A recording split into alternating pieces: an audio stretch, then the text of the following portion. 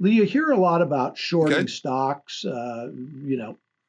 People don't know quite what it is in many cases.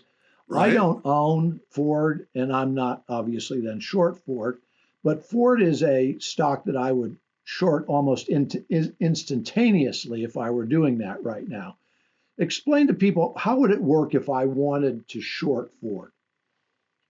Well, it's an interesting process. And the thing that we would stress to everybody is if it goes against you, the losses could be, it can skyrocket because when you're long a stock, all it can do is go to zero. Okay. But if you're short a stock, let's say at Ford's level at $10, and it gets bought out by somebody or some incredible thing like that, it could go to 30 or 40 or 50 or 60 or continue to run. So your losses can be almost unlimited. So that's the one caveat that we always like to remind people of. And there's two ways to do it. You have to go to your broker, whoever that may be, and say, "Hi, Doug, you're my broker. I want you to short Ford Motor Company." What your broker will do is he will go into what is called the stock borrow segment of their business, and there's a price to short Ford. And he'll get that price and he'll let you know. And then you say, okay, that's fine. I can live with that. It's because, you know, when you're shorting stock, you're selling stock you don't have.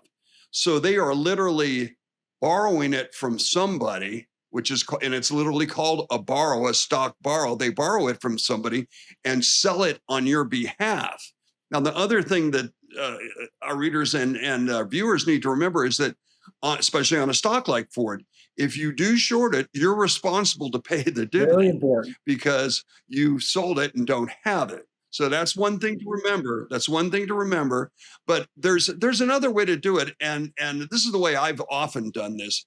And again, your brokerage firm is going to check your risk profile and see if you have the capital to do stuff like this and all that. But you can also sell. You can sell puts. You can sell naked puts. Let's say I wanted to sell the puts for the Ford December or January fives. So you sell them, and what you're basically saying is, if it goes to five, you can put it to me. I'll buy it at five, but I'm not going to buy it here. That's a roundabout way to do it. But for a lot of people, that's too complicated, and you have to have options agreements with your broker or wherever you do business. So that's the process to short. And again, you can make millions. I mean, billions were made shorting the CMO mortgage market back in 06, 07, and Yeah. all that, in 08. And I mean, literally billions when they were shorting the CMS paper. And Yeah. and they were long credit default swaps. Yeah. And But something that's the else way we'll you do it. start to do for You're going to short viewers, some we'll Ford? start this next time around, is we'll start to talk about companies that have the largest short interests. So it's the companies where the percentage of shares We will. held short is the largest compared to the number of shares that are outstanding. So, and that Right. Right. Well, Applied Digital, a stock that we've liked a lot, 40% of the float was short. That means 40% of the outstanding shares have been sold short.